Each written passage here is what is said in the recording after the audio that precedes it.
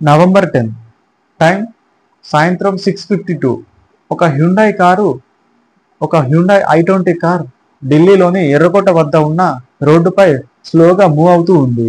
ఆ కార్లో ఒక అతను మాత్రమే ఉన్నాడు. ఇంతలో రెడ్ సిగ్నల్ పడింది. సిగ్నల్ పడడంతో i20 కార్తో పాటు మిగతా కార్స్ కూడా ఆగాయి. ఇంతలో ఒక పెద్ద శబ్దం.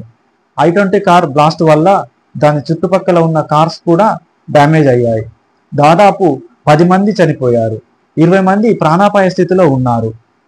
ఈ ఇన్సిడెంట్ కంటే కొన్ని గంటల ముందు సోమవారం ఉదయం జమ్మూ కాశ్మీర్ పోలీసులు జమ్మూ కాశ్మీర్లోని ఒక అపార్ట్మెంట్లో దాదాపు 360 కేజీల అమోనియం నైట్రేట్ను పట్టుకున్నారు. ఈ అమోనియం నైట్రేట్ను బాంబుల తయారీలో ఉపయోగిస్తారు. అంటే దేశవ్యాప్తంగా ఎన్ని పేలుల్లో కుట్ర పన్నారో అర్థమవుతుంది. జమ్మూ కాశ్మీర్ పోలీసులు హర్యానా పోలీసుల సహకారంతో హర్యానాలోని ఒక అపార్ట్మెంట్లో 360 కేజీల అమోనియం నైట్రేట్ను 2900 కేజీల బాంబ్స్ మేకింగ్ మెటీరియల్ను పట్టుకున్నారు. అలాగే వాటితో పాటు 2 వ్యక్తులను కూడా పట్టుకున్నారు. ఒకరి పేరు ముజిద్దీన్ అహ్మద్. ఈయన డాక్టర్, ఆల్ఫల్ యూనివర్సిటీలో ప్రొఫెసర్గా పనిచేస్తున్నాడు. ఇంకొకరి పేరు డాక్టర్ అలీల్ అహ్మద్. ఈయన జమ్మూ కాశ్మీర్లోని పుల్వామాలో డాక్టర్గా పనిచేస్తున్నారు. వీరి వద్ద కెమికల్స్తో పాటు 2 గన్స్, కొన్ని బుల్లెట్స్ కూడా దొరికాయి.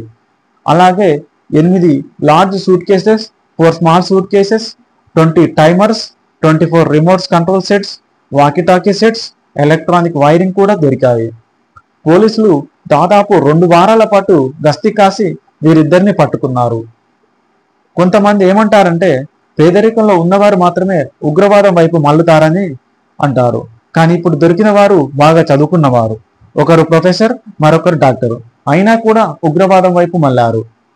పోలీసుల ఇన్వెస్టిగేషన్లో తెలిసింది ఏంటంటే వీరిని పాకిస్తాన్ నుంచి టెలిగ్రామ్ ద్వారా హ్యాండిల్ చేస్తున్నారని, యూనివర్సిటీ నుంచి డబ్బులు పంపిస్తున్నారని తెలిసింది.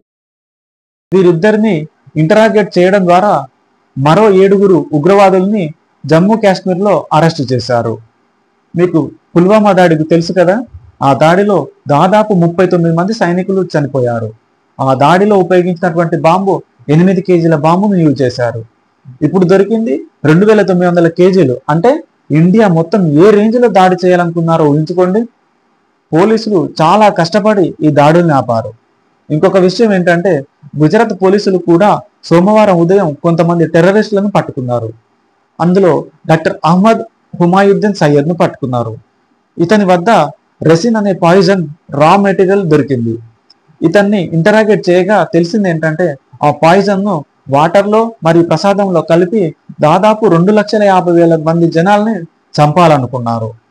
ఇతను మరో 2 రిక్రూట్ చేసుకొని మొత్తం 3 కలిసి ఢిల్లీ, అహ్మదాబాద్, లక్నో వెళ్ళి ఎక్కడెక్కడ పాయిజన్ కలిపి చంపాలో ఆ ప్లేసెస్ ని సెలెక్ట్ కూడా చేసుకున్నారు.